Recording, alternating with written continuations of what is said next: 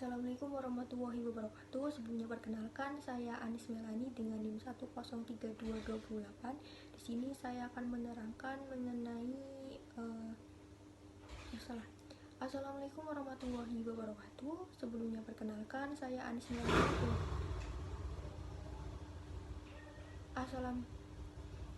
Assalamualaikum warahmatullahi wabarakatuh. Sebelumnya perkenalkan, saya Anis Melani dengan NIM 103228 dari kelas HTNA.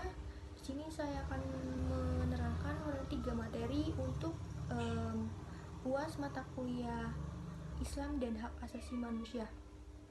Ada 3 materi. Yang pertama mengenai sejarah perkembangan Islam di Indonesia, yang kedua mengenai landasan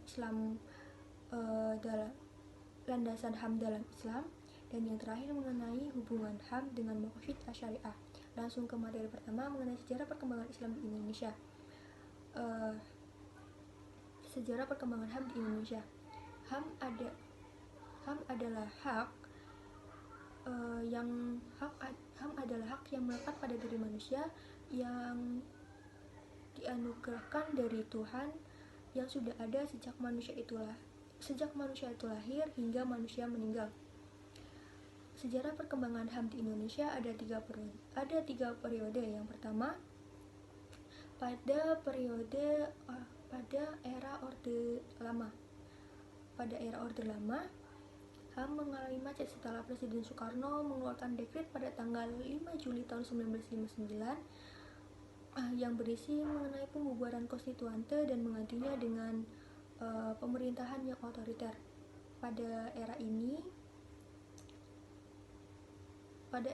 menggunakan sistem demokrasi terpimpin, yang mana demokrasi terpimpin tersebut tidak memberikan keleluasaan maupun kekuasaan terhadap kebebasan.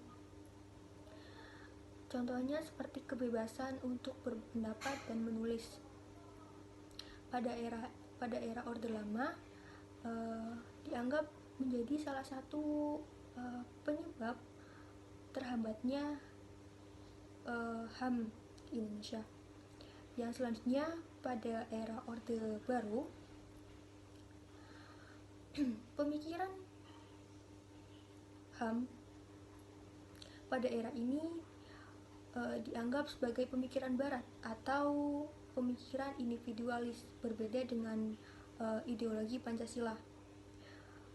Pada era Orde Baru, banyak persepsi buruk, terutama dalam hal kebebasan berpendapat.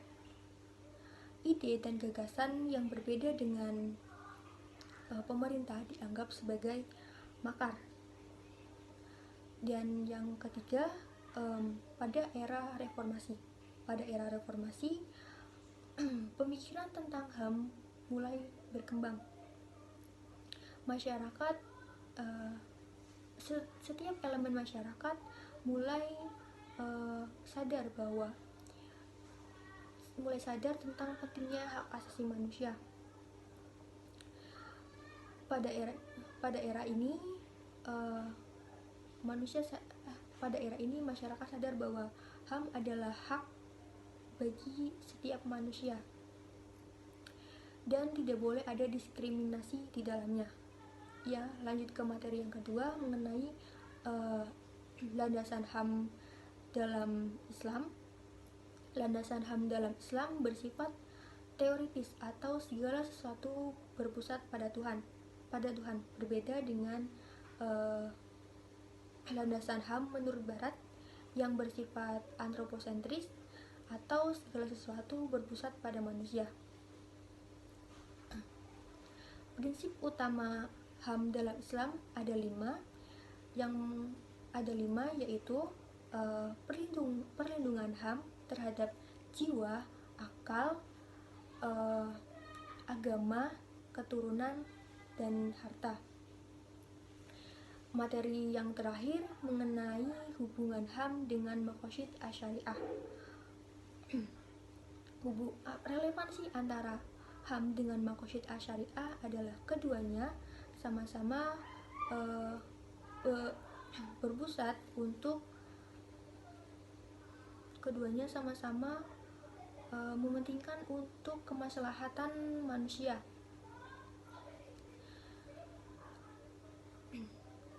Makosid hadir untuk memberikan solusi-solusi untuk permasalahan dari manusia. Makosid asyariah terbagi menjadi tiga, yaitu makosid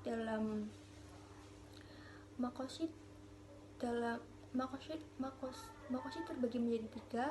Yang pertama makosid untuk dalam keadaan darurat. Yang kedua makosid untuk mempermudah, contohnya seperti mengqadha sholat pada saat sakit atau keadaan darurat. Dan yang ketiga makosid